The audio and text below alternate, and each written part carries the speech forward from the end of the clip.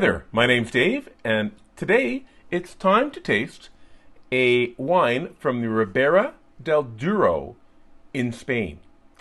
So today's wine is a 2019 Pago del Cielo Celeste Crianza.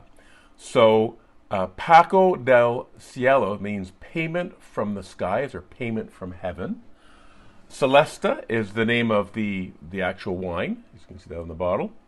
And Crianza means that the wine has been aged for 2 years at least 1 year in the barrel and 1 year in the bottle. This wine sells for $30 at the Beach Liquor Store, but only $25 at Everything Wine. So in Rioja and in the Ribera del Duero, there are certain categories. So there used to be Joven, which means young wine, but now it's just the generic Rioja or generic Ribera del Duero wine. The next level is Crianza, which has been aged at least a year in a barrel and aged for another year in the bottle. Then there is Reserva, which has to be aged a total of 3 years. And then finally, Gran Reserva, which means aged in 5 years with at least 2 in the barrel and 2 in the bottle.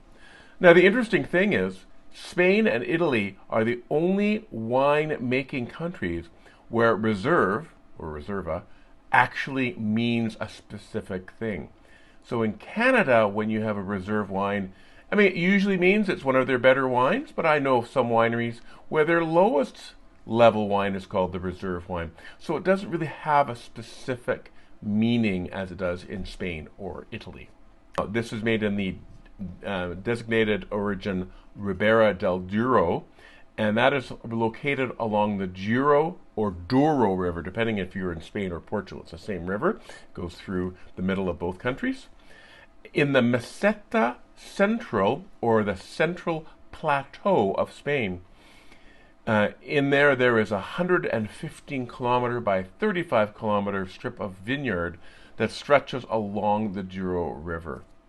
It is one of the highest vineyards in the Northern Hemisphere, and it's known for very high quality grapes.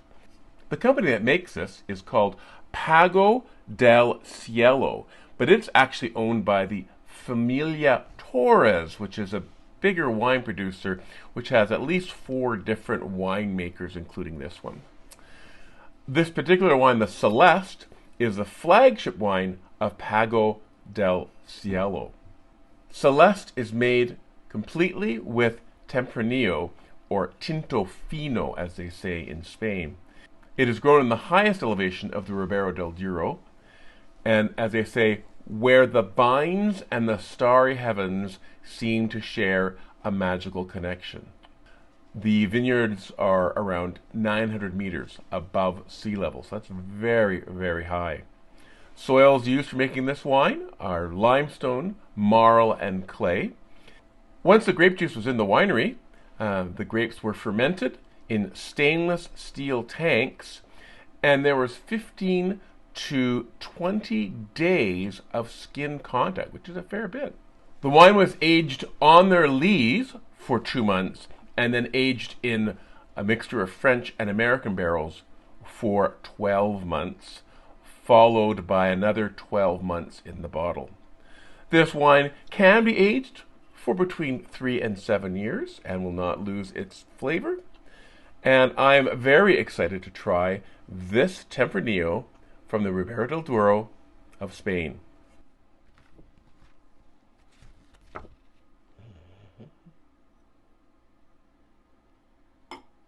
The appearance, clear.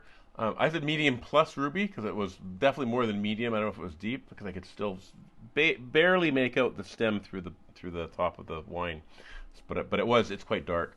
Nose was clean, medium plus intensity. Black fruits for sure. Black currant, blackberry, black cherry. I also got some fig, toast, cloves, cedar, smoke, tobacco, leather, and almost a meaty. One of the descriptors is meaty, and it smells a bit meaty to me, like it's like something that's A little bit of Yeah, meatiness on the yeah, barbecue, right? Sort of smoked meat. Lovely. Really complex nose. Like yeah. I'm impressed so far.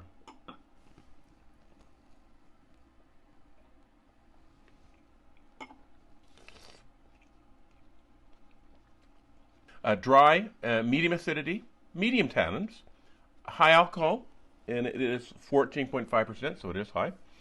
Medium plus body, medium plus intensity of flavor, and a medium finish. So I've got lots of dark fruits again, like the blackberry and the black cherry.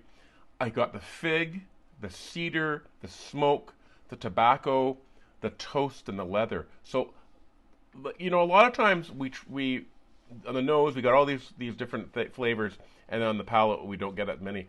I got almost as many. Maybe there were more that I missed on the palate. Like I was pretty amazed by all the flavors that are on the palate. Beautiful. I thought that the wine was very food friendly with my crackers and Boursin cheese. Um, I felt it was a balanced wine. The length was fine. The intensity was great and is complex.